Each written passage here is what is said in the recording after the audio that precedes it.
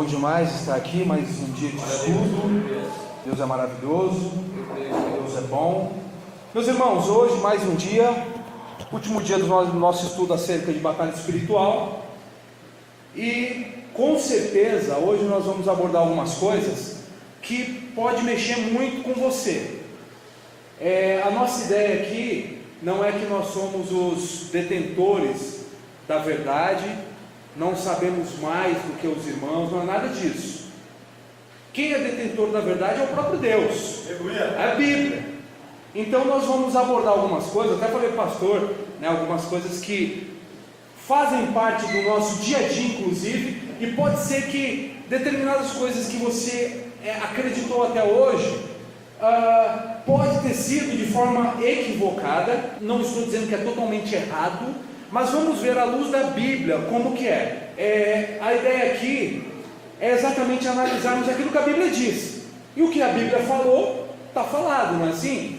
Agora, essa passagem que eu quero ler aqui com vocês, 2 Timóteo capítulo 4, vai dar mais ou menos não, vai dar de forma objetiva, exatamente o que o Senhor colocou no meu coração e o que nós estamos fazendo aqui nessa noite. O que ele diz aí? 2 Timóteo capítulo 4, versículo 1, a partir do versículo 1. Na presença de Deus e de Cristo Jesus, que há de julgar os vivos e os mortos por sua manifestação e por seu reino, eu o exorto solenemente. Quem está falando aqui é o apóstolo Paulo. Ele está falando para o seu discípulo Timóteo. E o que ele vai falar aqui, ele não se restringe apenas àquele contexto imediato que Paulo vivia ali naquele momento. Isso daqui é algo que é para gerações futuras também. O que ele está dizendo aqui é um conceito que é para nós hoje. Então ele diz assim, aqui ele fala para Timóteo, mas isso aqui é para nós. Pregue a palavra, esteja preparado a tempo e fora de tempo, repreenda, corrija, exorte com toda a paciência e doutrina, pois virá o tempo em que não suportarão a sã doutrina, a verdade do Evangelho, A sã doutrina são as verdades centrais, básicas, fundamentais da palavra de Deus, aquilo que todo cristão ele deve saber, ele deve conhecer. Ao contrário, sentindo coceiras nos ouvidos, juntarão mestres para si mesmos, segundo os seus próprios desejos. Eles se recusarão a dar ouvidos à verdade, voltando-se para os mitos. Você, porém, você, irmão querido, irmã querida, você, porém, seja moderado em tudo. Não é isso que nós estamos tentando buscar aqui? A moderação, o equilíbrio acerca da batalha espiritual, porque existe. Desde a primeira aula nós vimos que existe toda a esfera espiritual, nós cremos numa batalha espiritual, mas tem que ter essa moderação, moderada em tudo. Suporte os sofrimentos, faça a obra de um evangelista, faça a obra, irmão, daquele que está no você que louva, que prega, você que serve. Cada um de nós, façamos a obra, cumpra plenamente o seu ministério. Meus irmãos, nós estamos aqui também batalhando pela nossa fé. Nós estamos aqui entendendo que existe uma necessidade de batalharmos pela nossa fé. Nós vivemos um tempo muito difícil, e esse tempo, ele chegou. Isso aqui que nós acabamos de ler é verdade. As pessoas não conseguem mais ouvir a verdade. Nós estamos numa era de pós-verdade, e aí são vários, é um mix de coisas, filosofias, falsas doutrinas de demônios, vários bombardeios que têm sido e têm adentrado a igreja, que essas exortações aqui, elas se fazem relevantes ainda mais. Precisamos compreender a necessidade disso. E hoje eu vou falar aqui a respeito de ensinos e métodos do movimento de batalha espiritual. Esse movimento é um movimento equivocado. Ensinos e métodos da pseudo-batalha espiritual. Por que pseudo? De falso. Uma batalha espiritual que não é a batalha espiritual bíblica. Meus irmãos, o problema não é uma mentira, porque uma mentira você consegue detectar rápido. O problema é uma meia-verdade. Elementos de verdade É uma mentira, mas com elementos de verdade, que vai enganando. Então é meio versículo, é meia interpretação, é meia doutrina, é meio evangelho, é meio Jesus, é meia salvação. Esse é o problema. Uma mentira com muita cara de verdade. Esse é o problema. Então nós vamos ver aqui, biblicamente, como que funciona. E quais são as crenças. Eu tentei resumir o máximo possível. Muito difícil, porque é tanta coisa que esse povo acredita e acaba pregando, e nós bebemos muito disso. Bebemos, não adianta dizer que não, nós acabamos bebendo. Mas, pela misericórdia e graça de Deus, Ele tem nos levado aí ao entendimento segundo as Escrituras. E vamos batalhar hoje pela nossa fé. Uma primeira crença do movimento de batalha espiritual, que são os espíritos territoriais. O que é isso? De acordo com esse ensino, o espírito territorial, o diabo ele designou um demônio, ou vários deles, para controlar cidades, regiões e países. O objetivo desses governantes espirituais seria impedir a glorificação de Deus em seus respectivos territórios.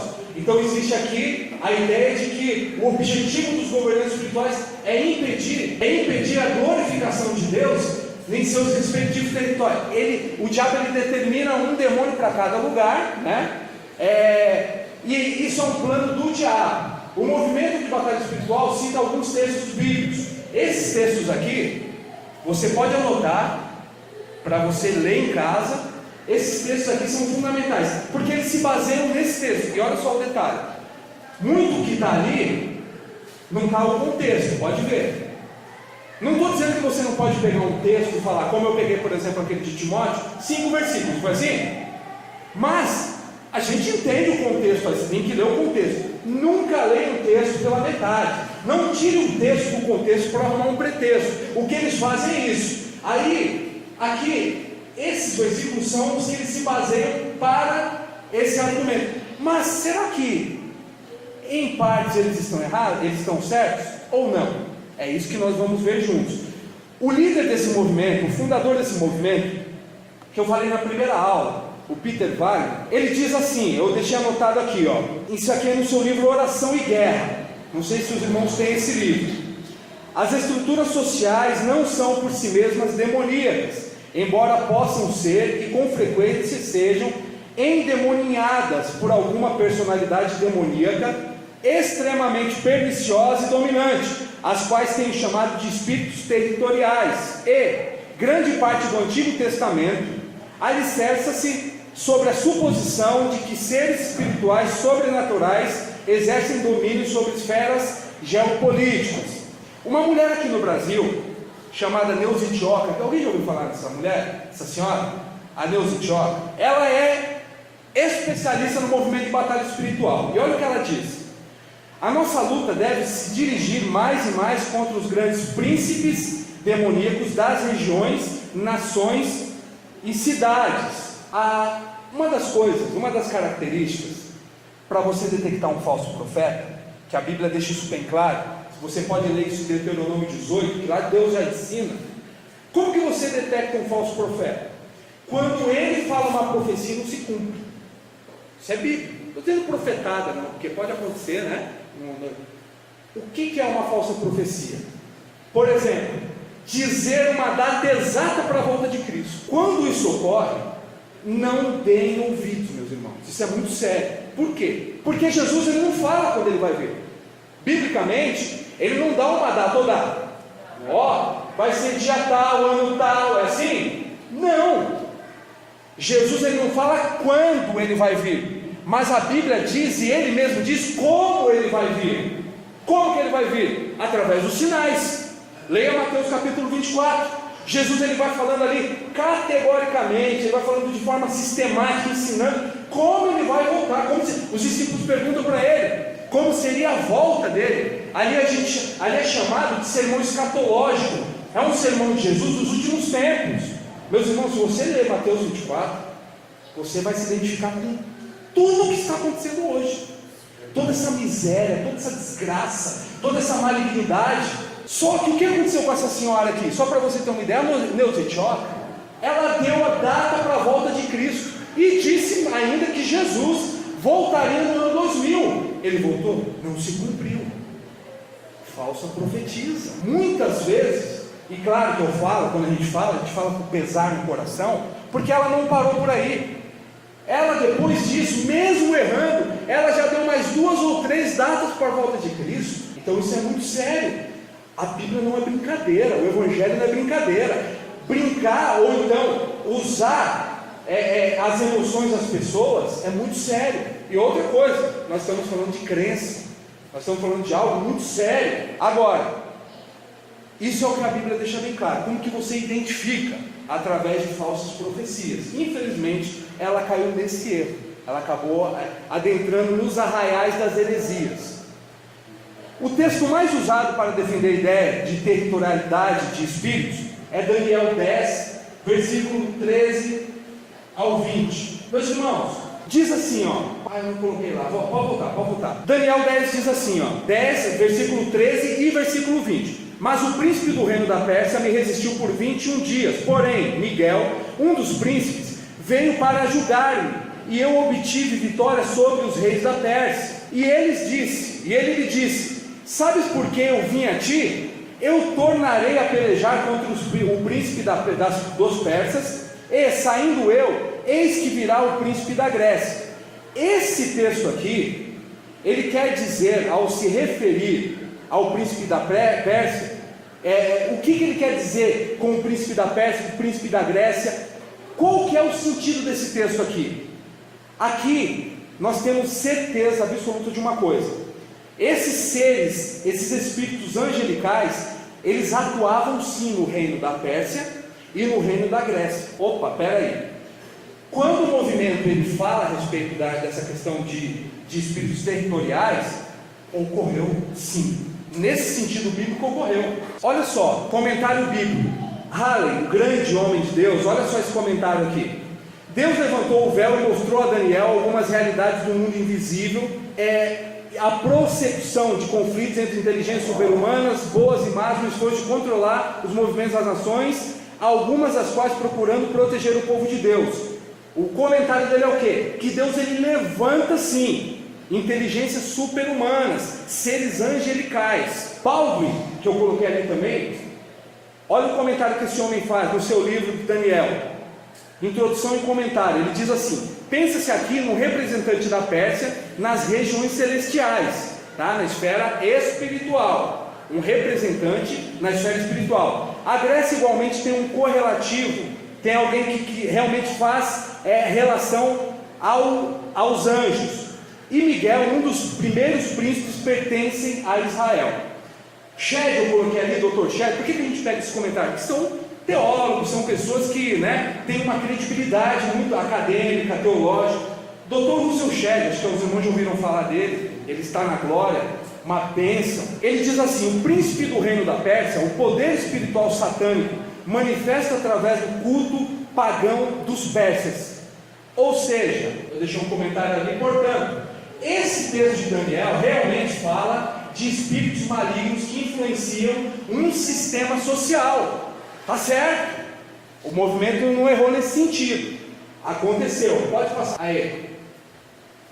Aqui, tem um outro texto que eu estudei com vocês aqui. Nós estudamos juntos de Mateus 4, na tentação de Jesus. Lembra? Quando Jesus ele é tentado, ele é testado, que diz assim: levou ainda o diabo a um monte muito alto, mostrou-lhe todos os reinos do mundo e a glória deles, e lhe disse: tudo isso te darei se prostrar e me adorares. Parece aqui que Satanás estava reclamando um domínio sobre o mundo, né? Está dizendo tudo que ele domina o mundo, o qual Jesus não questionou.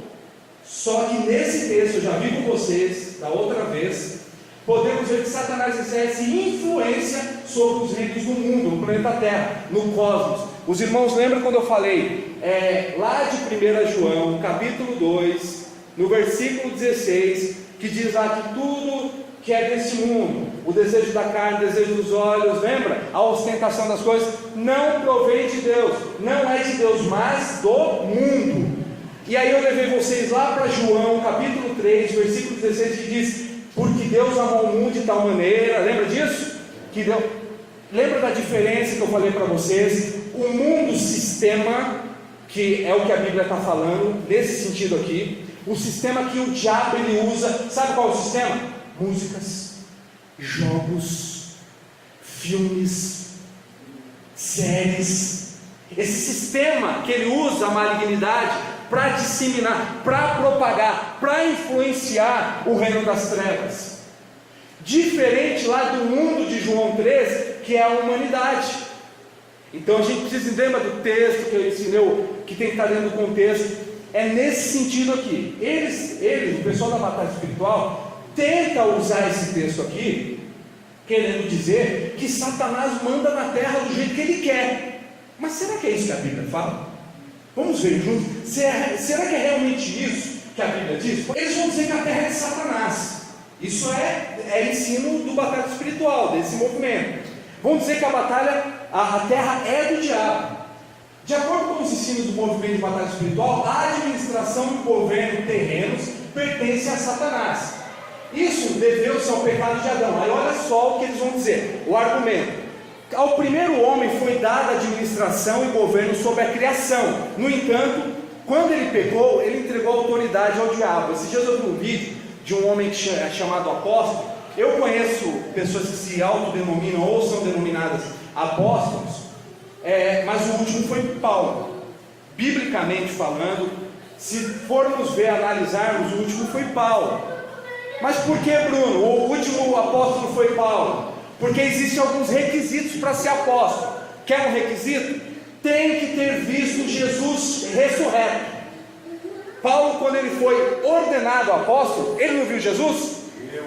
Ele estava indo ao caminho de quê? De Damasco. Lembra quando ele é impactado lá pela presença, pela manifestação do próprio Jesus Cristo? E Jesus faz o que ainda? Jesus comissionou, Jesus outorgou o apostolado para ele. Segundo requisito, para ser apóstolo hoje, quem tem que falar assim, você é apóstolo? É o próprio Jesus. Então, existem alguns requisitos que têm que ser avaliados, analisados à luz da Bíblia. É o que a gente sempre fala, pastor. Ao invés de falar que você é apóstolo, fala que é missionário. Biblicamente tem mais coerência. Agora, o que esse apóstolo que eu vi aí num vídeo falou? Olha só o que ele está dizendo. Ele diz exatamente isso aqui, ó. Que o primeiro homem, ele tinha administração de todo o governo. Que o primeiro homem, ele governava todas as coisas. E o objetivo de Deus, aí o que esse apóstolo diz, o objetivo de Deus não era a salvação, o objetivo de Deus era o domínio do homem. Gente, como que pode? O maior objetivo é a salvação. A salvação é toda a centralidade da Bíblia. É o escape, é o plano que Deus ele constitui para a humanidade, é o plano que Deus ele providencia, é aquilo que ele tinha de plano. E não o domínio do homem, ou seja, está dando poder para o homem, o homem não tem. E por que isso? Porque ele também bebe dessa crença. Aí eles continuam dizendo assim, ó. Só que ele perde, Adão quando peca, perde e entrega a autoridade ao diabo. Aí quem que passa a dominar o mundo? O diabo domina tudo. O diabo manda em tudo. Aí ele diz assim, ó, decorrente disso, o diabo tem controle sobre os governos. E Deus não interfere nisso. Aí olha a heresia aqui. Deus não interfere por questões éticas e legais. Satanás tem todo o direito legal de administrar o sistema terreno e Deus romperia com a ética se interferisse nesse direito. Deus ele fica na ética. Não, eu vou deixar o Satanás aí, né, ele é uma autoridade no mundo, eu sou ético, eu não vou. Mentira! Vamos ver como é mentira isso? Aí ele continua dizendo, foi por isso que Jesus veio, para devolver o direito ao homem de governar, isso que eles acreditam. A partir de Jesus, portanto, temos a autoridade de governar sobre a criação. Mas o que a Bíblia diz? Ali são alguns versículos, pode adotar, que eles se baseiam para essa ideia. Mas a Bíblia diz o que sobre a terra ser de Satanás? Na Bíblia, olha só, nós vemos Deus julgando a humanidade através do dilúvio, lembra disso? Os irmãos lembram dessa passagem? Está ali a referência, Gênesis 6. Textos como Salmo 24:1 diz o que? Do Senhor é a terra e sua plenitude, o mundo e aqueles que nele habitam. É de quem? É do diabo? Não, a Bíblia diz que é do Senhor. Aleluia. Salmo 50 diz assim, ó: meu é todo o animal da selva e as alimárias sobre milhares de montanhas. Conheço todas as aves dos montes, e minhas são todas as feras do campo, pois é meu o mundo e a sua plenitude. É o próprio Deus dizendo. Aí ele diz assim ainda lá em Daniel, ó, é ele quem? Deus, quem muda o tempo e as estações, remove reis e estabelece reis. 1 Samuel, olha que coisa linda, irmãos, olha, isso aqui é a oração de Ana. Ana orando, ela diz o seguinte, ó: o Senhor é o que tira a vida e dá. Ele faz descer a sepultura e faz subir. O Senhor empobrece e enriquece, abaixa e também exalta. Como que Satanás, ele tem mais poder que Deus? Aí Salmo 103 diz assim, ó: nos céus estabeleceu o Senhor o seu trono, e o seu reino domina sobre tudo. Deus domina sobre tudo. Guarde isso aqui no seu coração. Quem é o autor da sua vida e da minha vida? Quem está no controle de tudo? Quem está comandando todas as coisas? É o próprio Deus. Satanás não tem poder nas nossas vidas. Não tem. Não adianta. Não, mas como nós já havia dito na semana passada, crente pode ficar possesso? Não creio. Por que eu não creio nisso? Porque você não tem uma passagem bíblica de um personagem que realmente de Deus possesso. Mas e o caso de Pedro? A Bíblia não diz que o diabo entrou em Pedro, como entrou em Judas. Porque quando Judas, ele vende Cristo, ele vende, traz Jesus, a Bíblia diz assim, ó: um diabo entrou em Judas. Não o diabo, um diabo entrou em Judas. Logo em seguida, o que ele fez? Ele vendeu Jesus por 30 moedas de prata, não é isso? Vou falar baixinho aqui. Sabia que tem muita gente que está vendendo Jesus por conta do Facebook? Sabia que tem muita gente vendendo Jesus por conta de um relacionamento? Sabia que tem muita gente vendendo Jesus por um dinheirinho que está passando, sabe? Uma sonegação. Tem muita gente usando o público para vender Jesus por muito mais do que 30 moedas de prata. Estão vendendo Jesus por milhões, bilhões de reais por aí. Tem muita gente fazendo isso, vendendo Cristo. Não negocie nunca Jesus com nada e com ninguém. Nunca faça isso. Mas é porque eu preciso de... Não precisa. Espere em Deus, confie em Deus. Como o pastor diz, Deus providencia. Ele vai providenciar. Olha só, Pedro, quando ele foi, o que o diabo fez? O diabo, ele pode induzir. O diabo, ele pode fazer o quê? Ele pode fazer o que fez com Pedro. Ele usou ali a boca de Pedro. Na verdade, ele pode potencializar alguma coisa no ser humano. Agora dizer que um ser humano, mas como que pode um cristão salvo? E olha o processo que a Bíblia diz. Quando você vai para Romanos 8, diz assim, ó: aquele que de antemão, que já sabe, que é o próprio Deus, onisciente, sabe de tudo. Aquele que de antemão ele predestinou. Aí diz assim: aquele que ele predestina, ele chama. Então ele te chamou. Quando ele te chama, diz assim, que ele te justificou.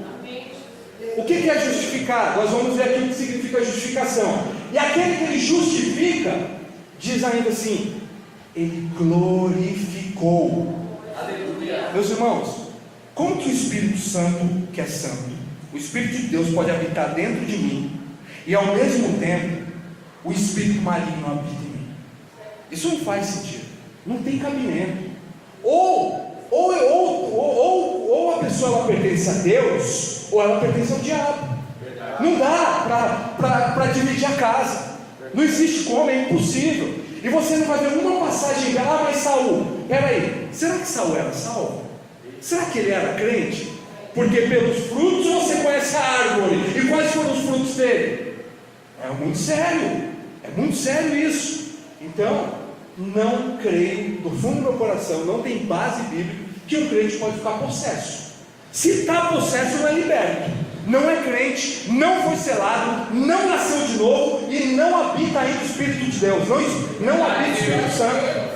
E outra coisa, não sei se você já teve essa experiência, Mas pelo que eu sei, quando o Espírito de Deus chega em um lugar onde tem demônio, quem bate em retirada é o capeta.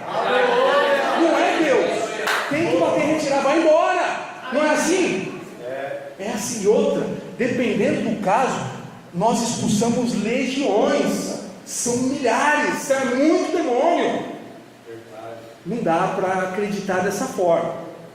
Voltando aqui, para a terra ser de Satanás, continuar lá rapidinho. Olha só, como abraçar a ideia de que Satanás é o governante da terra e concorrente de Deus. Lembra que nós já aprendemos isso juntos? Que não dá, Deus não tem concorrente, gente. Lembra que eu falei até uma frase do Lutero, que o diabo é o diabo de Deus? O diabo não pode fazer nada além daquilo que Deus permite. E é verdade, na minha e na sua vida é assim também. É assim que funciona. Mais uma crença, retaliação. O que eles acreditam a respeito da retaliação? Segundo o ensino do movimento de batalha espiritual, quando o crente ataca esses espíritos territoriais, invadindo a sua jurisdição e tentando implantar o reino de Deus, vai ter problema. Esses demônios poderão infernizar a sua vida com doenças, problemas conjugais e toda sorte de males. Olha só, alguém já ouviu falar aqui num homem chamado Robson Rodovalho? Alguém já ouviu falar? Os irmãos já falaram. Agora ele é apóstolo. E olha só o que ele fez. O Robson, esse homem, ele ungiu o útero da mãe dele. E a mãe dele é a primeira matriarca do mundo que já teve o útero ungido. E é uma mulher assim que ela é mais poderosa que qualquer irmã que está aqui. No reino é assim que funciona. Por exemplo, eu tenho mais unção que o pastor. É assim, pastor, que funciona. Olha, eu fui ungido, né? Eu fui ungido aí pelo um apóstolo. E aí eu tenho mais unção que qualquer irmão aqui. Isso é querer menosprezar os irmãos. Isso daí é querer mostrar um poder que não existe. Isso daí é antibíblico. Porque pelo que eu sei, eu tenho que ser o menor no reino, não é assim? Não é assim que dizem? Eu tenho que ser o menor. Dizem não, a Bíblia diz: eu tenho que ser o menor. Nós estamos para servir. Jesus no auge do seu ministério, antes de ser morto, a maior lição que ele ensina para aqueles discípulos, qual foi? Imagina só, ele já tinha curado, já tinha restaurado vidas, já tinha expulsado demônios, já tinha provado mais que tudo que ele era o Messias, que ele é o Filho de Deus, que ele é o Salvador. Aí no auge do seu ministério, ele se ajoelha para lavar os pés dos discípulos. Olha só, tem muita gente que não consegue lavar um banheiro de uma igreja, tem muita gente que não consegue arrumar uma cadeira, que acha que é humilhação, tem muita gente que não consegue passar um paninho no púlpito, não consegue, esperar um pouquinho para ajudar o irmão a fechar a igreja. Gente, servir, isso é a essência do cristianismo, faz parte do cristianismo. Mas é só assim que eu vou servir? Não!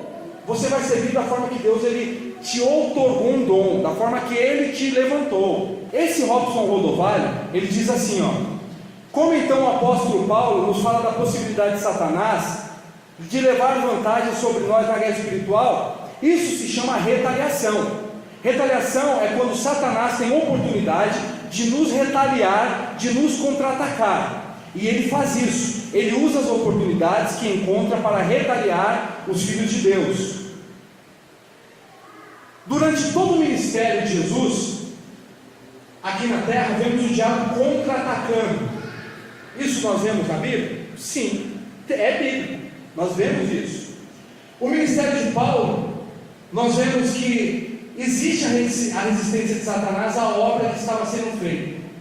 Foi tão séria a resistência de Satanás contra Paulo, que este disse o seguinte: por isso quisemos ir até vós, pelo menos eu, Paulo, não somente uma vez, mas duas. Está na Bíblia, pode ler aquela passagem ali, 1 Tessalonicenses 2,18. Contudo, Satanás nos barrou o caminho. Isso é Bíblia. Aí é evidente, pois, que os crentes não estão imunes à oposição de Satanás, nem ao plano de Deus, que estejamos sempre livres de toda e má situação. Vai acontecer retaliação? Vai. Só que onde está o problema? Aquela das Escrituras. Onde que eles erram, o pessoal do povo vendo a batalha espiritual? Nós cremos que é evidente que o diabo, ele tenta se opor à obra de Deus, não é isso? Ele não vai tentar se opor?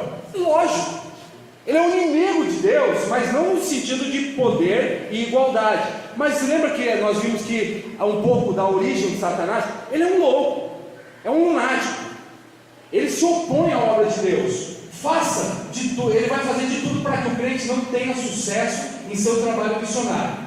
Esse fazer de tudo implica em semear discórdias, desavenças, contendas, enfermidades e tudo o que o diabo costuma fazer. No entanto, essa resistência é limitada pelo próprio Deus. Satanás não é um ser autônomo, independente, lembra? Que ele não pode fazer nada além do que Deus permite. Muito pelo contrário, ele é um ser limitado e age com limitações impostas pelo próprio Deus. Nós vemos Jó, leia Jó. Jó, ali tem até a passagem, ó, vemos Deus limitando, disse o Senhor a Satanás: eis que tudo quanto ele tem está em teu poder, somente contra ele não estendas o que? A mão. E Satanás saiu da presença do Senhor.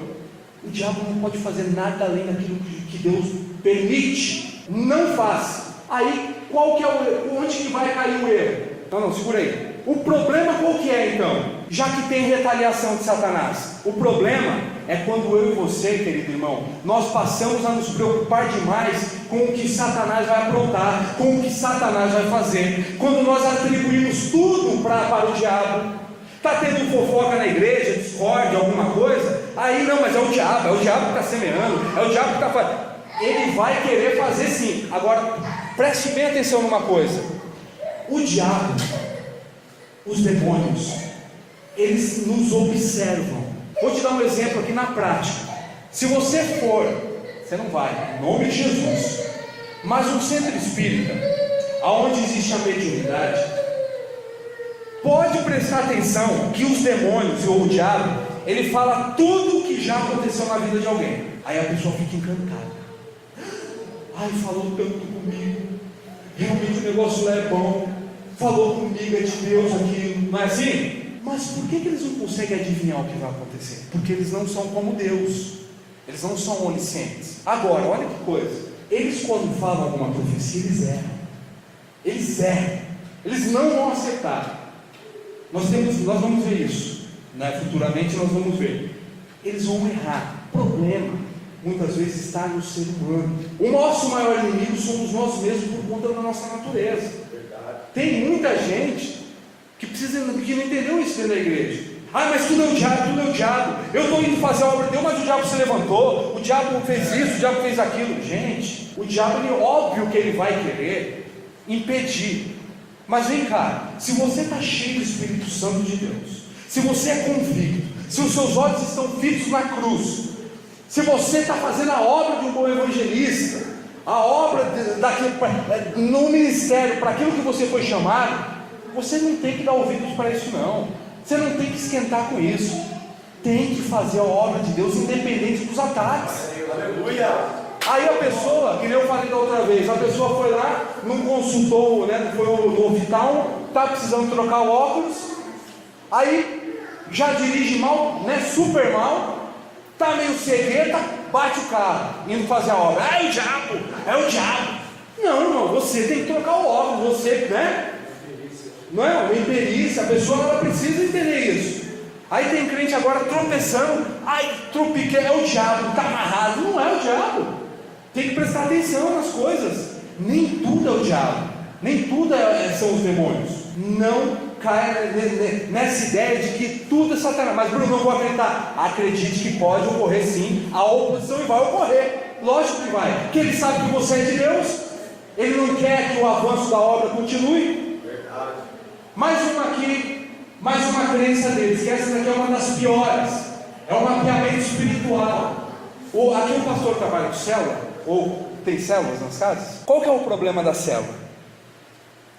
Os irmãos já ouviram falar em G12, M12, MDA. O problema é que, por exemplo, eu acabei de ir para a igreja, estou 3 meses na igreja, os irmãos estão fazendo culto na minha casa, fazendo célula. Com 3 meses de célula na minha casa, atingir um número de 12 pessoas, o que eles vão fazer? Eles vão colocar o Bruno como líder. Bruno conhece Bíblia, nem é crente. O Bruno tá atolado nos pecados, e aí eu vou ser líder da célula. Aí eu vou ter lá uma cartilha que eu vou ficar falando com os irmãos lá, porque funciona como? É um culto só por semana, geralmente. Essas igrejas que trabalham nesse formato abrem só a igreja aos domingos, e aí eles pegam o que foi pregado no domingo e vão fazer a célula durante a semana. Só que aí na célula vai vir os ensinamentos que eles usam muito. E esse ensinamento aqui, ó, o mapeamento espiritual, já dá para meio que entender aqui, é um mapeamento espiritual, mapear de forma espiritual o quê? O que eles acabam mapeando? Consiste em estudar a história do lugar onde o desejo de se evangelizar e discernir a entidade espiritual que atua nesta determinada região. Bruno, está errado isso? Não está. Dessa forma, não vou dizer que está. Nós éramos líderes, né? Trabalhamos com missão durante quase 4 anos. E existem algumas coisas, lembra que eu falei da meia-verdade? O problema é que tem algumas verdades, né? Aí aqui, ó, o problema vai ficando cada vez mais alastrado. Por quê? Eles falam até algumas coisas coerentes. O evangelista precisa conhecer historicamente, politicamente, socialmente, espiritualmente a região onde vai trabalhar. O missionário precisa saber disso. Para fazer missão você vai ter que se preparar. Você tem que aprender o idioma, você tem que aprender a cultura, você tem que conhecer a culinária, as comidas, a localidade. Isso é normal. A política, isso não é errado. Agora, ele diz assim: seria um estudo da história da região e das características econômicas, políticas, sociais e morais que lhes são próprias. Em seguida, aí eles erram. Aí eles vão errar por quê? Tem que ter identificação com o demônio que poderia atribuir essas qualidades. Aí eles têm que estudar cada demônio que atua nas regiões, cada capeta lá na região. Capeta tal, demônio tal. É aí que é o problema. É aí que é o erro. Porque primeiro que não tem base bíblica para isso. Ensinam que devemos procurar saber o nome do demônio que estamos guerreando, para que possamos ter mais autoridade sobre ele. Gente, eu vou ter mais autoridade sobre o demônio sabendo o nome dele? Ou eu vou ter autoridade sobre o demônio falando do nome de Jesus? É o nome de Cristo. Aí não, tem que saber o nome do demônio. Aí eu trouxe aqui alguns nomes, só para você ver. Está ali a lista do nome de demônio. Tem uma lista. Não vou ler tudo isso porque é muita coisa. Principados ligados a Satanás. Aí tem os Brumaús, os Crucitas, atrás das cruzes, Ashtoreth, Tremos, tem o Leviatã, que é o governador aprisionando sobre o oceano, no Triângulo das Bermudas. Diana, eles pegam lá aquela passagem lá de Atos, a idolatria, a prostituição, o culto dos deuses. Aí tem 3 subordinados, enfim. Isso aqui é o que eles já mapearam no mundo, em determinadas regiões, e descobriram que tem que atacar esse demônio. Detalhe: muitas regiões dessas, as pessoas nunca se converteram, nem tem temos estatística de que tem poucos crentes, poucas conversões, e não tem mais poder se eu souber o nome de demônio. Eu vou ter uma lista lá, faço uma lista e sai aí falando o nome de demônio. Isso não existe, gente. Biblicamente você não tem base. Quer expulsar demônio de um lugar? Primeiro, tenha a presença de Deus na tua vida, o Espírito Santo de Deus, e depois compreenda que é em nome de Jesus, é em nome de Cristo. Esse nome tem poder, esse nome é poderoso. O que a Bíblia diz no mapeamento? Aí é interessante. Aí essa daí eu coloquei bem na sequência aqui, só no Novo Testamento. Só uma dica aqui para os irmãos: a Bíblia interpreta a própria Bíblia. A irmã que em nome de Jesus vai ser uma teóloga, né?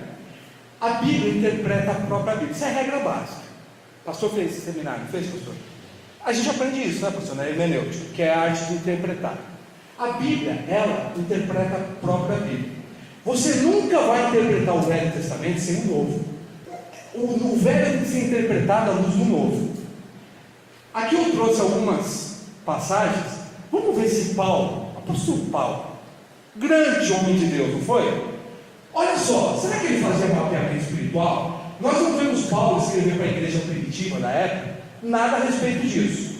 Quando Paulo fala sobre justificação pela fé aos romanos, nós não vemos que eles se identificassem e combatessem demônio romano nenhum. Paulo fala alguma passagem do livro de Romanos que tem que mapear o lugar, o local e destruir um demônio romano? Você não vai ver. Se você não leia Romanos inteirinho. Aí Paulo fala sobre a conduta cristã aos coríntios. Não é Coríntios não, irmãos, é Coríntios. A igreja de Coríntios chegou uma hora que estava uma bagunça, estava feia. Paulo fala sobre a conduta cristã e não sobre como amarrar a potestade. Você não vai ver Paulo falando, tem que amarrar a potestade e tal. Ele fala sobre a conduta cristã. Coríntios, 1 e 2 Coríntios. Paulo escreve aos Colossenses contra as influências do judaísmo e do gnosticismo, e não fica incentivando ninguém a mapear o território. Você não vai ver. Em Éfeso, Paulo fundou a igreja mais forte do primeiro século, meus irmãos. Ele pregou naquela cidade durante 3 anos. Sabe qual foi o segredo? Lucas fala qual foi o segredo de Paulo aqui. Sabe por que foi uma igreja forte? Sabe por que foi uma igreja que prosperou? Aqui ele fala, Lucas, ele fala o segredo. Durou isso por espaço de 2 anos, dando ensejo a que todos os habitantes da Ásia ouvissem o quê? Ouvissem a palavra, tanto os judeus como os gregos. Ou seja, a pregação da palavra de Deus é o segredo do sucesso. Quer ter sucesso na pregação? Quer ter sucesso num território, num lugar, numa cidade, num bairro, em casa, onde você for, pregue a palavra. Pregue o evangelho, puro e simples, sem inventar nada. Esse é o sucesso. Foi esse o sucesso, pregar o quê? A palavra. Mais uma crença aqui: oração de guerra. Essa é uma das crenças do movimento de batalha espiritual. E aí vocês estão vendo o seguinte, que nós vemos que tem a parte boa da coisa, né? Ou seja, você vê os equívocos, mas você vê que tem. Por exemplo, nós vamos deixar de orar? Nós vamos deixar de fazer uma oração de guerra? Claro que não, mas a gente tem que ver como é bíblico, como que a gente pratica biblicamente. Aqui a oração de guerra, segundo esse movimento, é o centro da essência da teologia. Todas as demais coisas giram em torno do conceito de como guerrear contra Satanás. O centro da teologia desse movimento de batalha espiritual está aqui, através da oração de guerra. Como que funciona? Eles vão dizer que existem 3 níveis de guerra espiritual. O primeiro nível é o solo, que seria a expulsão de demônios. O segundo nível de ocultismo, que seria o confronto a atividades demoníacas expressas em seitas ocultistas. E o nível estratégico, que é a guerra que se faz a espíritos territoriais. Eu uso, olha só, irmãos, nós temos um trabalho com seitas heresias. Eu tenho um calendário de oração, eu vou trazer aqui, né, para a gente dar para os irmãos, se puderem estar orando por eles. A gente vai passar algumas coisas, mas olha só, eu creio nessas questões aqui, mas isso não que seja níveis assim. Não tem isso de bonífero nas coisas. Gente, é conforme a urgência, é conforme a prioridade.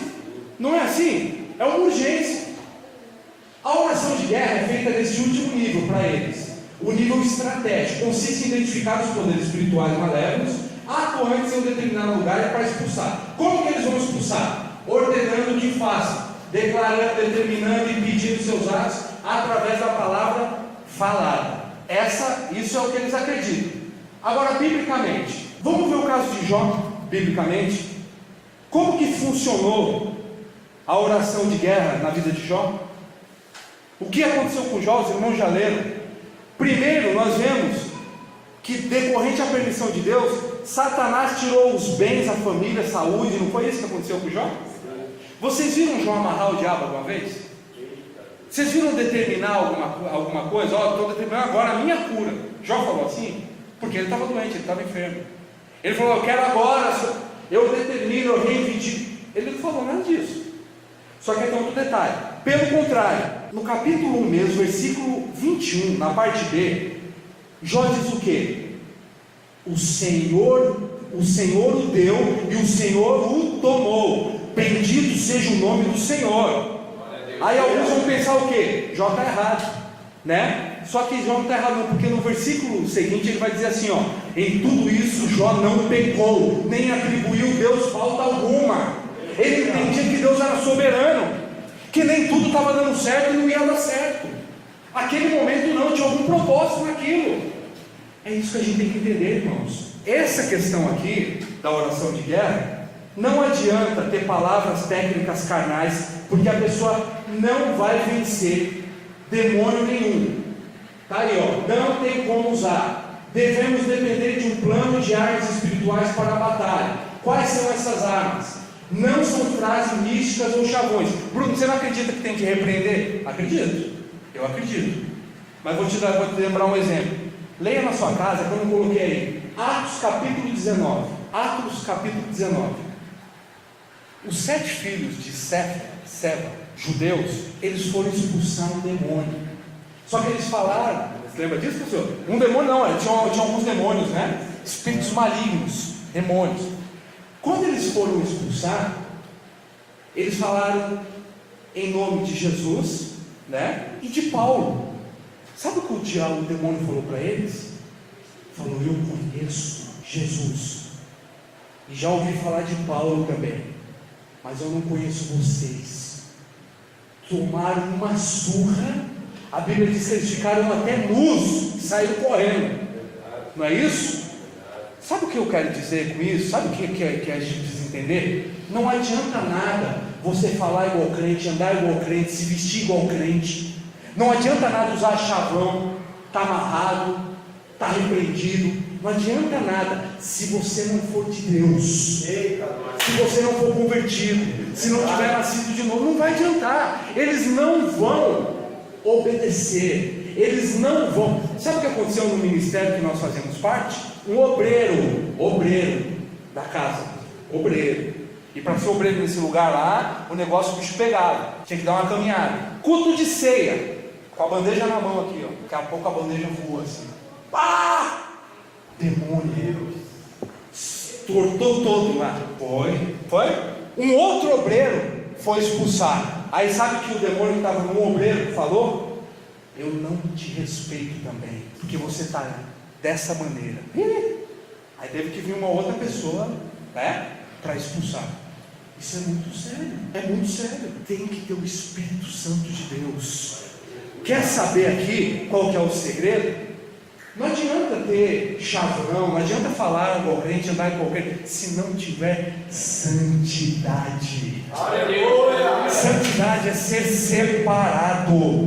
Bruno, eu não vou pecar nunca mais. Não é isso que eu disse. Lembra que eu falei na outra aula? Eu não paro de pecar, eu paro de gostar de pecar. Eu preciso sentir ódio do pecado. O pecado permanente, ele vai evidenciar se eu sou de Deus ou não, porque tem um pecado acidental. Eu posso pecar todos os dias, da forma que eu oro, que eu penso, que eu sinto, todos os dias. Agora, se eu permaneço, eu gosto de pecar, eu não tenho vontade de sair. Eu não estou falando de pecadinho que eu posso falar com o pastor, eu estou falando daquele pecado que expõe a gente. Eu estou falando de pecado que mostra quem nós somos: bruxo, ruim, maligno, depravado, esse tipo de pecado.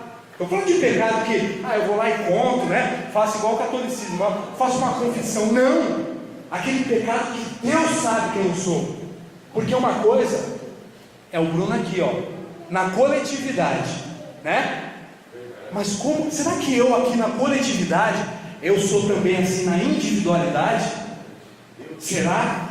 Agora os demônios, Satanás, eles estão observando, e eles vão dando corda, não, continua assim, não tem problema não, continua pecando, e eles vão deixando o negócio, né? Eles vão fazendo com que fique mais prazeroso. Infelizmente essa é uma verdade. Quer ter autoridade? Tenha o que? Uma vida de santidade para ter autoridade. Esse é o segredo. Estou dizendo que você vai ser santarrão, tá, irmão?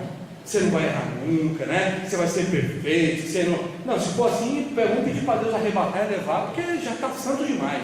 Não é isso não, né? A gente vai errar, mas a evidência de que o Espírito de Deus atua em mim é justamente que eu não quero permanecer naquele erro. Eu não quero permanecer. Tudo aquilo que me afasta de Deus eu começo a odiar. Eu não quero, eu preciso estar na presença de Deus. E pode ter certeza que isso aí é evidência de que você é dele. Só do fato de você já estar se incomodando com algo que você faz e você não se sente bem, significa que o Espírito Santo está convencendo você do pecado, da justiça e do juízo. Como que eu sei que eu sou salvo? Como que eu sei que eu estou sendo transformado? Assim, é uma maneira de saber. Essa é uma forma de você saber. Nossa suficiência, ela está em Cristo. E em Cristo as nossas armas, elas são evidentes. Os demônios, eles temem e tremem diante da presença de Deus. Pode ter certeza. Essas são as armas mais poderosas. Lá em 2 Coríntios 10:5 diz exatamente isso. As quais podem destruir as fortalezas do mundo, da malignidade, dos espíritos e de todos os seus pensamentos altivos que se levantam contra o conhecimento de Deus. Mais uma crença aqui: quebra de maldição. Quem já ouviu falar de quebra de maldição hereditária? Isso daí é bem conhecido. Eu já quebrei tanta maldição, vocês não têm ideia. Não foi? Já amarrei, já desamarrei. Amarrar na prática mesmo, pastor.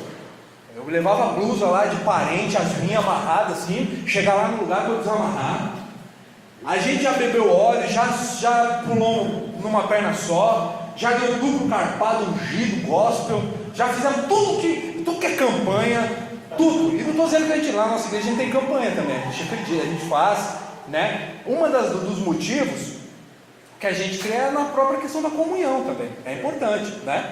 É importante. E essa questão de tema, né? É bom ter uma temática, isso é importante para a organização do ministério, isso é bíblico, é certo. Agora, quando tem elemento, fetiche, amuleto, quando eu atribuo a determinada coisa como um intermediador entre mim e Deus, aí é um problema. Eu uma vez, junto com a minha esposa, né, nós tentamos derrubar a muralha de Jericó no grito.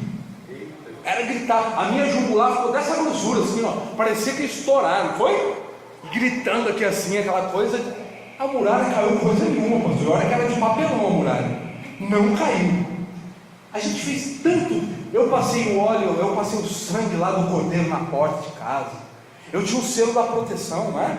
Na minha carteira, no nosso computador, acreditando que era protegido com aquele selo ali. Nós tomávamos banho com a água do batistério, pastor, levava para casa.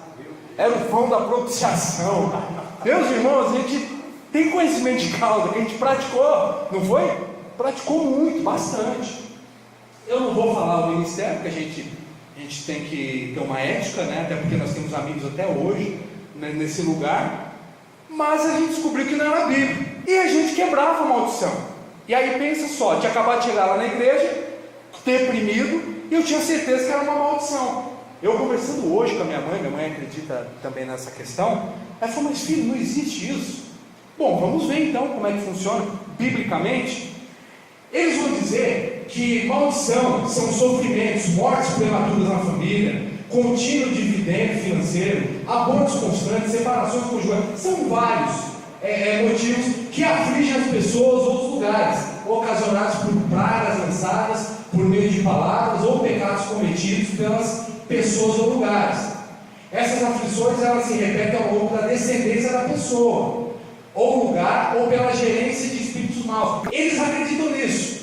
No futuro, será praticado o mesmo pecado que foi praticado no passado e haverá os mesmos sofrimentos que houveram no passado.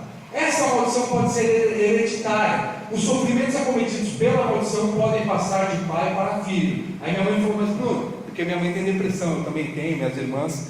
Mas Bruno, isso não é maldição hereditária? Eu falei: mãe, o meu problema não é espiritual, o meu problema é biológico, o meu problema é fisiológico. A Bíblia fala que nós somos seres tricotomos, corpo, alma e espírito, não é isso?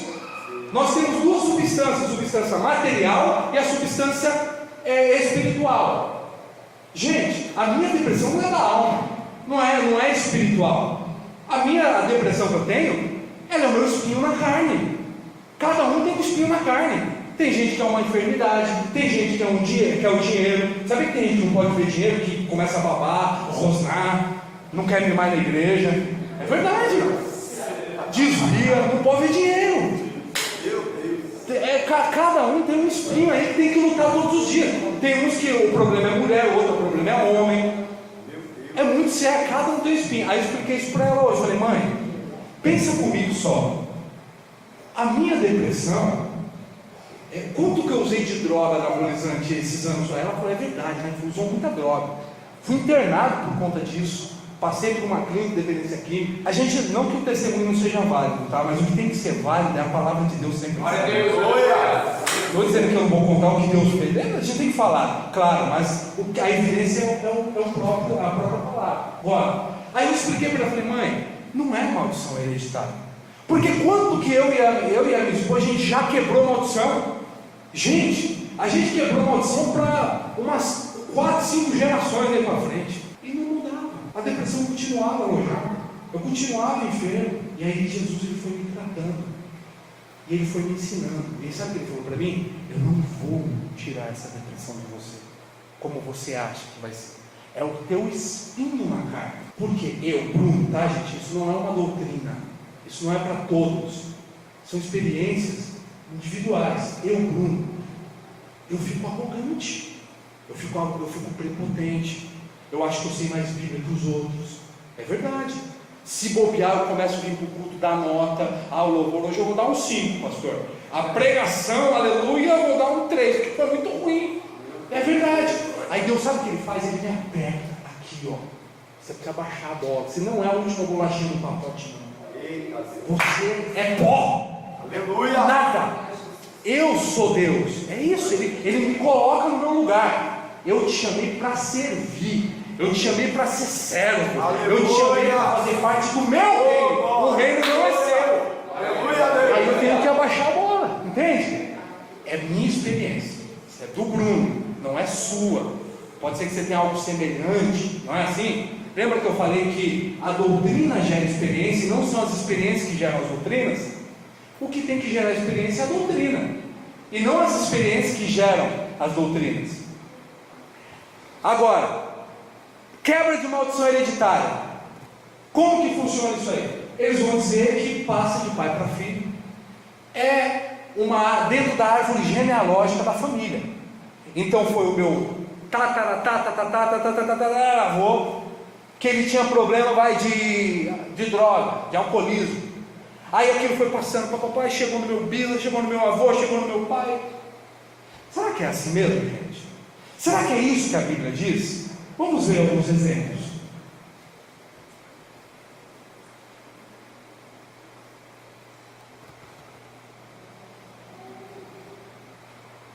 Aqui, ó, tem algumas dentro disso.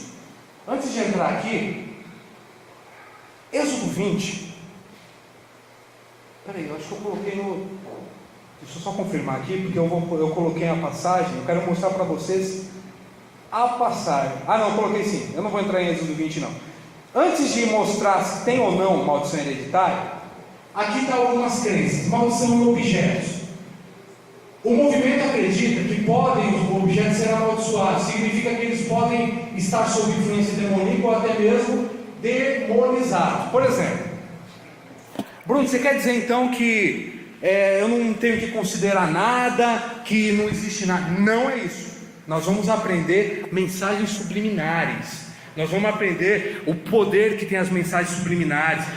Eu creio em tudo isso. Na esfera espiritual tem tudo isso. Agora, o que acontece? Alguém já ouviu falar de uma mulher chamada Rebecca Brown? Rebecca Brown. Você já ouviu falar, pessoal? Rebecca Brown? Ela é especial, já ouviu? Rebecca Brown é especialista nessa questão aqui, de maldição hereditária. Eu lembro, um parente meu, numa casa aqui que nós morávamos, muitos anos antes da minha conversão, a pessoa pegava lá a santa da minha avó e virava de ponta cabeça, derrubava. Gente, eu faço sabe o quê? O que o Bruno faz? Quando eu vou em lugares assim de familiares meus, que eu vejo que tem ídolos, demônios, né? As imagens. Sabe que eu vou ferir a fé deles? Eu olho para aquilo lá assim, ó, e eu nem falo, eu penso, você vai sair um dia daí, demônio, em nome de Jesus. Um dia você some daqui. Eu penso. Não é? A gente não fazia isso quando ia lá? Tem que fazer isso. E eu ficava olhando para um dia você vai sumir daqui, Satanás. Hoje tem a Bíblia Sagrada lá. Está lá, a Bíblia, em nome de Jesus. Tem que ser dessa sabedoria, gente. Estratégia. A gente não pode, sabe, ser ignorante. Tem que ter sabedoria. Esse meu parente, quando virava lá os santos da minha avó, as coisas, Eu falava, eu nunca vou ser crente. Eu falava, você não respeita a religião dos outros, você não tem respeito nenhum. Isso é falta de sabedoria, gente. Tem que ter sabedoria. Rapidamente, esse tipo de crença aqui, ontem nós pegamos o Uber, eu e a Cris, o rapaz deixou a gente no destino e começou a conversar comigo. A Cris desceu e ficou comigo. Eu fiquei 1h30 com esse cara, 1h30, católico, nominal. E aí ele começou a falar que ele não gostava de crente. Eu nem tinha falado que eu era crente, mas ele começou a falar que não gostava de crente. Eu falei, meu Deus do céu, lá vem a prova. Eu vou falar que eu sou, mas eu não vou me envergonhar do evangelho, vou falar que eu sou crente, né? Aí ele começou a falar que não gostava de crente e contou a história, que foi para um retiro desses daí, dessa turma. E no retiro, o que aconteceu com ele? No primeiro dia, primeira consulta do retiro, você não pode levar dinheiro, não pode levar celular, nada, foi só com as roupas. Primeira consulta dele, chegou, colocou o pé lá. O rapaz que estava atendendo virou para ele e falou assim, ó: Maria, você acredita que Maria é um capeta, um demônio. O rapaz é um negrão desse tamanho assim, ó, lutador de jiu-jitsu, professor, faixa preta de jiu-jitsu. O bicho é bravo. Ele é atirador profissional. Ele tem curso, tem Ele falou que ele falou, não vou matar esse cara. Ele só levantou aqui e falou, eu quero ir embora agora. Sabe o que fizeram com esse rapaz? Abriram o portão, pode ir. Olha o testemunho dos crentes. Abriram, ó, pode ir, vai embora daqui. Aí, graças a Deus, Deus levantou lá um casal que tinha que trabalhar em Guarulhos e levaram esse rapaz. Tudo bem. Comecei a conversar com ele, deixei ele desabafar. Eu mostrei para ele na Bíblia, eu falei, comecei a conversar com jeitinho com ele. Falei assim, ó, sabe o que eles deveriam ter explicado para você? Que Maria, nós evangélicos, nós cremos que Maria, ela foi uma mulher preciosa, corajosa. Mas nós não cremos que Maria, ela foi divina. E eu vou te explicar por quê. Porque na oração de Maria, quando você vê a primeira ali em Lucas 1, o que Maria fala? O meu Salvador. Aí eu falei, tá vendo aqui, meu amigo? Só precisa de um Salvador quem é pecador. Aí ele, puxa, tá na Bíblia isso? Eu falei, tá. Aí eu falei para ele que eu não cria no papado, que eu não cria nas condutas dos padres. Por quê? Porque o catolicismo vai dizer que o primeiro Papa foi o apóstolo Pedro. Eles dizem que quando Jesus diz assim, Pedro, por esta pedra edificarei a minha igreja, eles acreditam na tradição católica que ali estabeleceu o primeiro Papa. Aí eu peguei ele, eu falei, só que se você for em Lucas capítulo 4, se eu não me engano, no versículo 46 em diante, Jesus curou a sogra de Pedro. Aí eu perguntei para ele, por que os padres então e os papas não podem casar? Porque Pedro, se é o primeiro papa, Jesus curou a sogra dele, significa que ele foi casado. Rapaz, eu nunca vi isso. Eu falei, pois é. Aí fui conversando com jeitinho, fiz uma autocrítica para nós, os nossos erros, porque a gente erra também. Aí ele mandou uma mensagem para mim, não foi? Está aí no meu celular. Adorei ter conhecido você. Aleluia! Ele falou para mim assim, você é a segunda pessoa na minha vida que eu parei para escutar que não é da minha religião. É um rapaz que ele vai lá para Aparecida, ele vai para esses lugares, ele conhece um pouco lá da tradição católica. Aí ele falou para mim assim, e eu tenho certeza que eu ganhei um amigo hoje. Aleluia! Gente, a nenhum momento eu neguei o evangelho, eu só ensinei ele com amor, com jeitinho. É isso que o crente tem que fazer. Eu só peguei esse exemplo aqui porque esse tipo de movimento que arrebentou com a perspectiva que ele tinha dos crentes, ele odiando o crente, ele falou assim, rapaz, não sabia que crente era legal. Pois é, para ajudar, ele tem um dos melhores amigos dele, que esse amigo dele está dando um péssimo testemunho de vida para ele, traição, muita coisa errada. Infelizmente, aí nós pagamos a conta. Quando eu falo nós aqui, nós que estamos aqui batalhando pela fé, estamos firmes, a gente que paga a conta, não é, pastor? É verdade, a gente acaba, pode falar. E quando uma pessoa sobe no altar e fala que a direção do Espírito Santo, fala que a porta da rua é a serventia, isso é o Espírito Santo? Não é Espírito Santo, nunca pode ser. É que nem a pessoa que se autodenomina Cristo. Ele não é em Cristo, ele se autodenomina Cristo. Como? Isso, claro, se o irmão chegar em casa e ler lá Mateus 24, tem uma coisa bem interessante que Jesus fala. Ele fala assim, ó, nos últimos tempos, aí ele diz bem, aparecerão o quê? Falsos profetas, no plural, e falsos cristos. Nós vamos ver isso junto também. Essa questão vai ser bem interessante, a questão dos cristos. Tem Cristo brasileiro, Cristo porto-riquenho, tem Cristo russo, tudo que lugar tem Cristo aí, viu? Dizendo que é o próprio Jesus. Mas é verdade, meu irmão. E tem gente que acredita nisso. Não é o Espírito Tem Santo. seguidores. Pois é. E essa questão aí, a porta da, né? Isso é um absurdo. Nossa, isso é lotado. Você imagina uma igreja lotada, pessoas machucadas. Você imagina uma pessoa que está ali, ferida, precisando de uma palavra ali, escutar isso, o que ele faz? Não volta nunca mais. E aí a própria Bíblia diz o quê? Jesus vem e fala assim, ó, o joio e o trigo eles vão crescer juntinho, só serão arrancados no dia da colheita. Quem somos nós para fazer a separação? Vai ter joio na igreja? Vai. Tem joio, está no nosso meio, está do nosso lado. Só que quem somos nós para separar? Não podemos, né? Fazer a separação assim não. Algumas crenças aqui, maldição em lugares, casas, vilarejos, bairros, cidades, nações inteiras e até mesmo igrejas podem ser vítimas de maldição, acarretando os seus moradores sofrimentos crônicos de miséria, pobreza, adultério, morte prematura. O poder das palavras, irmãos, eu trouxe aqui, isso tudo é do movimento de maldição de guerra espiritual. O poder das palavras.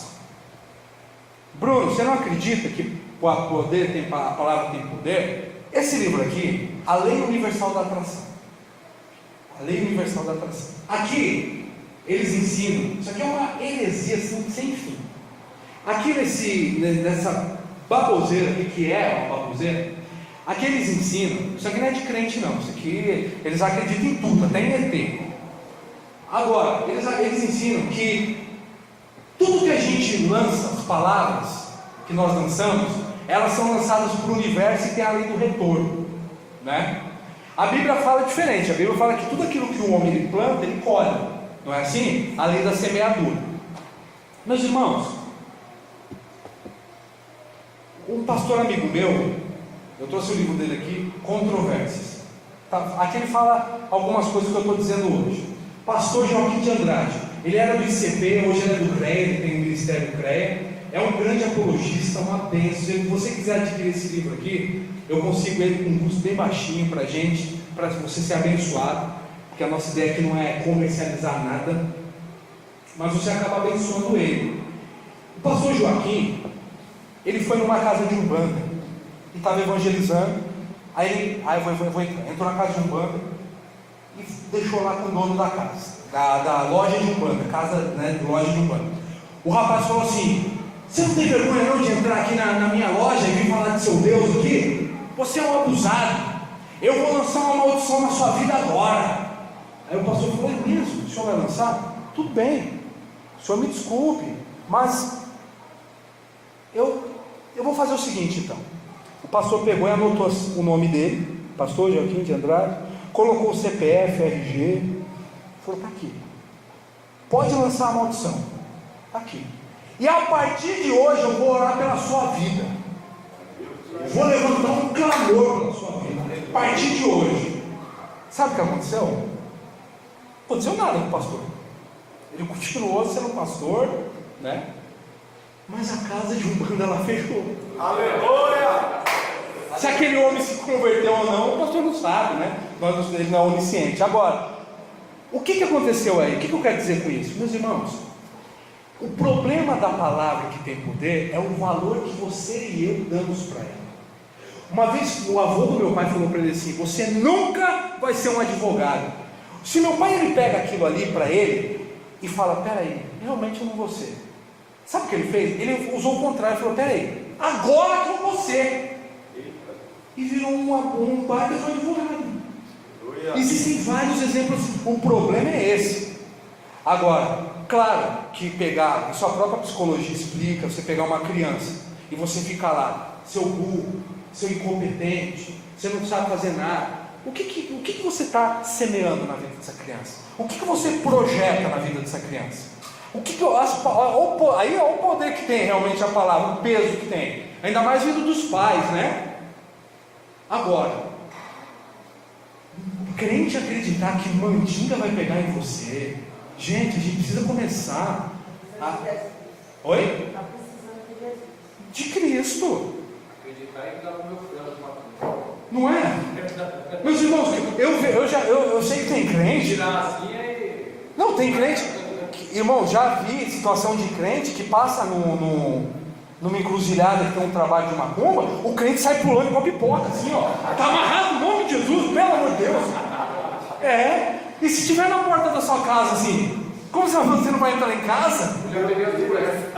Não é? Não vai entrar em casa, não? Que é isso, gente? Ai meu Deus, aquele sangue da galinha, o crente sai arrastando o pezinho. Meu Deus do céu, vou jogar o tênis fora, que já está uma maldição aqui no meu. Não, gente, não. Paulo fala uma passagem interessante, ele fala assim: se você não tem fé para comer uma comida que ela é consagrada, não coma, né? Gente, aí eu fico pensando, quantos restaurantes que nós vamos por aí, que os donos dos restaurantes consagram aos demônios as coisas? Quantos? Supermercado, quantas coisas que a gente acaba consumindo, entende? Gente, maior é o que está em nós do que aquilo que está no mundo. Você tem o Espírito Santo de Deus, não tem que temer nada disso. É o próprio Deus agindo, atuando, o Senhor dos Senhores na tua vida. Pelo amor de Deus, não podemos ser místicos. O crente tem que parar de ser místico. Muito misticismo. Pode falar. Muitas vezes isso aí não é doutrina. Também, claro. Muitas vezes é doutrina. Mesmo as igrejas, elas falam essa doutrina. Não assim, eles não usam, quer dizer, como você está falando, eles não usam a Bíblia para mostrar para as pessoas, e sim faz aquela doutrina. Não pode avançar isso, não pode fazer. Exato. Não é isso? É doutrina dos homens. O homem impõe a doutrina, né? Isso quando não é doutrina de demônio. Porque a Bíblia fala que tem a doutrina de Deus, doutrina dos homens e doutrinas de demônios. Espíritos familiares. Espíritos familiares são demônios que, devido ao pecado de algum antepassado, como nós vimos, acompanham geração em geração. Meus irmãos, se vocês lerem os livros históricos do Velho Testamento, um diz assim: porque o rei tal fez aquilo que era bem aos olhos de Deus. Aí o outro livro começa dizendo assim: porque o rei tal, que já era filho, fez aquilo que não era agradável aos olhos de Deus. Aí o outro livro já diz assim: o rei tal, né, que já é o filho, o próximo filho, fez aquilo que era agradável aos olhos de Deus. Ou seja, não tem uma continuidade. Não existe essa continuidade. Não, porque todos os reis precisam ser ruins. Não. Ou todos têm que ser bons. Não, você não vai ver isso na Bíblia. Não temos isso. Não dá para acreditar nisso. Quantos aqui de vocês, se não é que aconteceu com você, já viram pessoas de um lar disfuncional, um lar que não tinha como a pessoa ela ser bem sucedida, se dar bem, e conseguiu vencer na vida, através de Deus? Quantos a gente conhece no nosso dia a dia? Quantos? Não estou dizendo que não tem um peso a família, tem também, claro que tem, né? Vocês viram o caso que aconteceu em Suzano desses meninos? Com uma das mães dos meninos, ela parece que é usuária de droga. Quando for entrevistar a mulher, você vê a disfuncionalidade da mulher. Parece que o menino não tem pai, né? E vocês sabiam, isso é estatística, que a maioria dessas pessoas que cometem esse tipo de atentado assim, Estados Unidos, esses lugares, hoje teve outro, gente, 49 pessoas foram mortas dentro de uma mesquita. Eu vi o vídeo, 16 minutos, parece videogame. O rapaz entra com uma metralhadora matando as pessoas, absurdo, abatendo. É provado que essas pessoas, 90% dessas pessoas, ou mais, não tem a referência de pai. Sabia disso? Não tem a referência paterna. Não estou dizendo que é uma regra, tá? Toda regra tem sua exceção. Então a gente precisa entender isso. É o que esses movimentos não entendem. Eles acreditam que porque a pessoa tem um pai alcoólatra e a pessoa é alcoólatra, que todo mundo tem que ser alcoólatra também. O rapaz tem a mãe deprimida, o pai é deprimido, o avô é deprimido. Toda família é assim também. Aí tem que ficar detectando os demônios. Aí eles fazem a árvore genealógica. Quando se constata alguma maldição, descobriu a maldição na sua vida. Aí de alguma coisa ou lugar tem que se pesquisar os motivos para tirar a maldição e amparo. A brecha, né? Aí eles distorcem o sentido de brecha e dizem que você tem que descobrir. A etimologia da palavra maldição vem do latim. Significa ato ou efeito de amaldiçoar ou maldizer, praga, desgraça, infortúnio, calamidade. O texto bíblico mais usado para apoiar a ideia de árvore genealógica é Êxodo 20, que diz assim: eu sou o Senhor teu Deus, Deus zeloso, que visita a iniquidade dos pais e meus filhos, até a terceira e quarta geração daqueles que me aborrecem, e faço misericórdia até 1000 gerações daqueles que amam e guardam os meus mandamentos. O que a gente vai ter que entender aqui no texto? Eu trouxe aqui para você algumas coisas para ver nesse texto aqui. Irmãos, olha aqui. Primeiro, os números não tem que ser literal. Até terceira e quarta, 1000 gerações. Então você vai pegar um caderninho e ficar contando lá. Passou duas. Não é literal. É uma figura de linguagem, simbólica. Primeira coisa. Segundo, o contexto aqui se trata de pecado de idolatria. Se nós vemos as ordenanças de Deus aqui, o que Deus está mandando, Ele está batendo na idolatria, Ele está falando acerca da idolatria. O texto trata daqueles que aborrecem a Deus. Eu pergunto uma coisa: cristão crente procura aborrecer a Deus?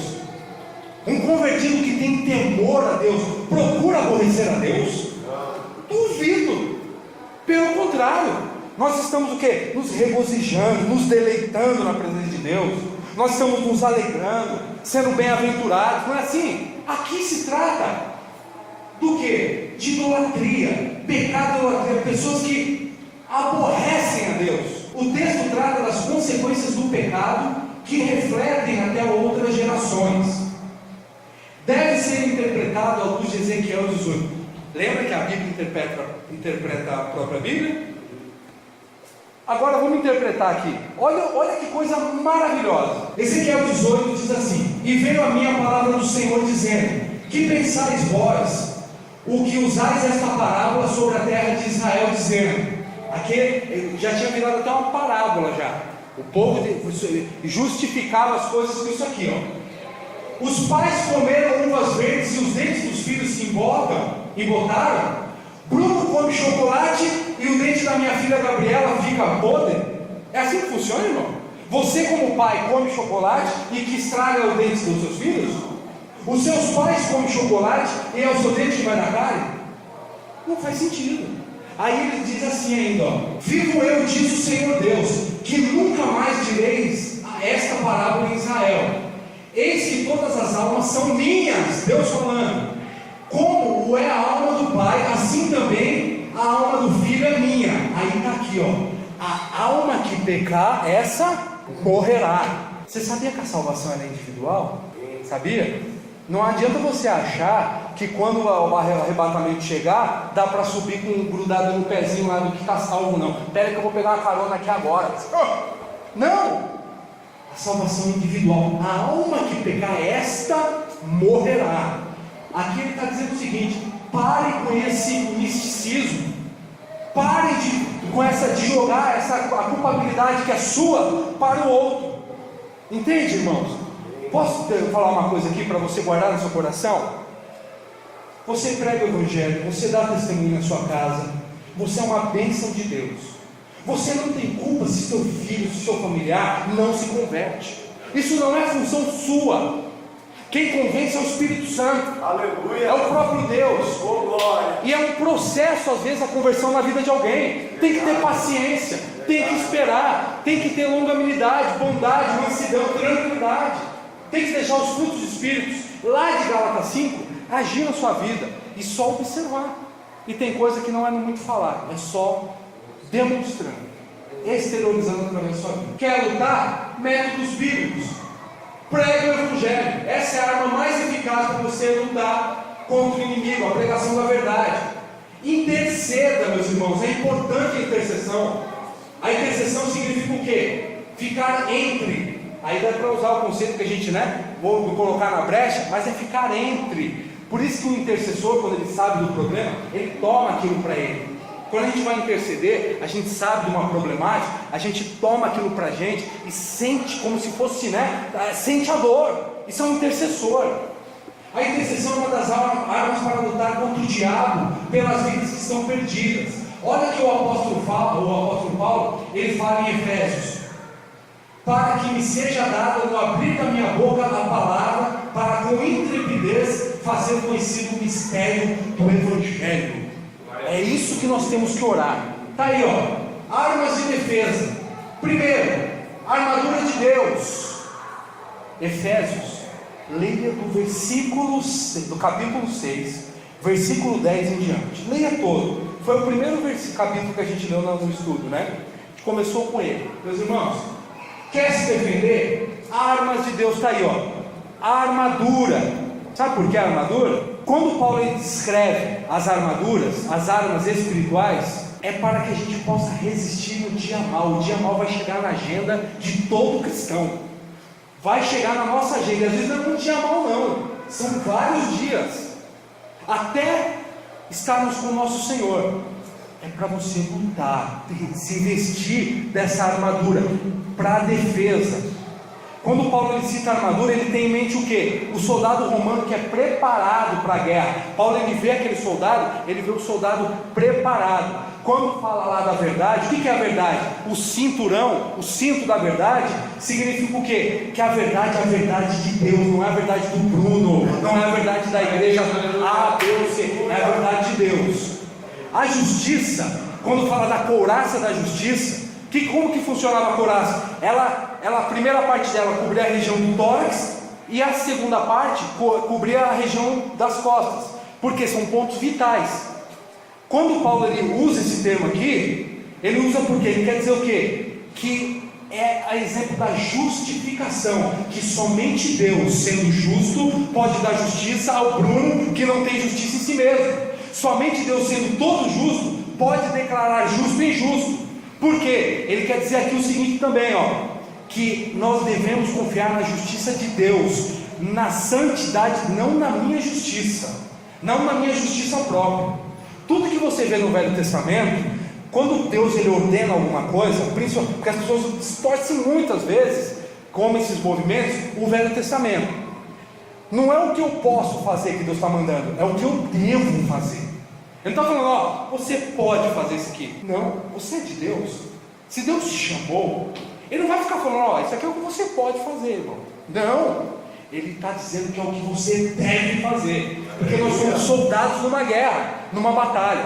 O Evangelho da Paz, quando fala da sandália, de calçar a sandália do Evangelho, Paulo se refere à paz de Deus que eu e você temos que ter. A nossa paz com Deus e consigo mesmo e com o próximo, que é o que o Evangelho proporciona. Por quê? Com essa paz você vai em qualquer lugar e em qualquer situação.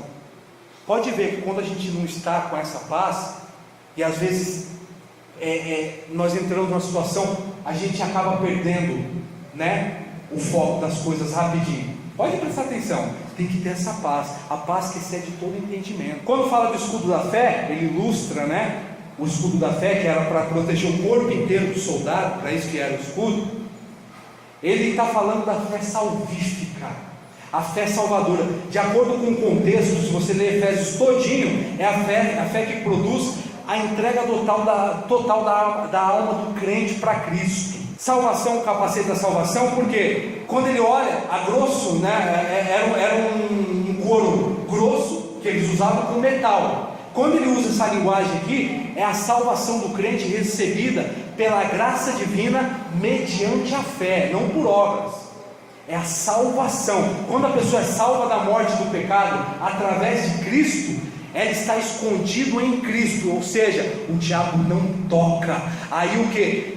Os dardos inflamados dele não penetrarão. É nesse sentido. Glória a Deus.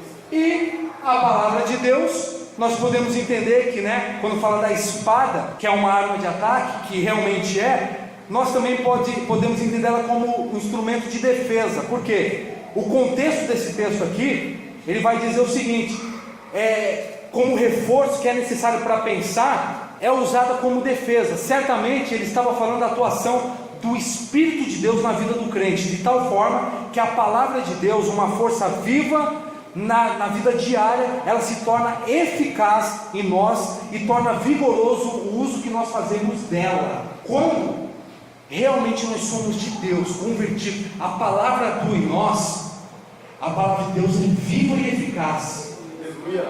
Ela é assim. Ah, mas eu fui lá, preguei, não deu. Meus irmãos, não sou eu e você que temos que avaliar os solos. Nós só semeamos semeamos a semente, a palavra. Pode crer que vai surtir efeito. Aleluia. Nem que esse efeito seja para salvação, ou esse efeito seja para condenação, mas vai surtir efeito. Pode crer. Se revista disso aqui. Esse movimento tem meias verdades, tem coisas que dá para a gente entender? Dá sim, mas fique com a palavra, fique com o que a Bíblia diz. A Bíblia fala de armadura, de verdade, justiça, evangelho da paz, fé, salvação, palavra de Deus. Não tem mapeamento, não tem demônio territorial, nada. Tudo isso vai ser combatido através do evangelho de Cristo Jesus, como ele é, sem invenção, nada disso. Amém? E aí eu queria falar uma coisa para vocês aqui, no próximo slide. Vai ter uma próxima aula. Não acabou, em nome de Jesus. O pastor pediu para a gente estudar seitas e heresias. É o que eu mais amo. Eu amo tudo da Bíblia, mas essa daqui é a área que Deus me chama. Eu amo isso aqui. Vamos aprender acerca dos grupos sectários. Vamos entender como identificar uma seita. Mas já vou falar uma coisa para os irmãos aqui. Não vamos atacar a religião de ninguém. Nós não vamos criticar, fazer crítica pela crítica, nada disso. A ideia aqui é o que? É aprendermos acerca dos movimentos diabólicos, dos movimentos que não são de Deus, para em amor, porque a apologética é isso. O fim último da apologética é em amor levar a verdade para essas pessoas. Aleluia. Amém? Orem por nós. E deu para entender alguma coisinha? Amém. Deu para entender? O mais importante é isso. Todo mundo em paz? Deus abençoe grandemente a vida dos irmãos. Deus abençoe, obrigado mais uma vez, pastor. Estamos juntos. E próxima aula, seitas e heresias, tá bom? Traga um caderno, caneta e Bíblia. Deus abençoe grandemente.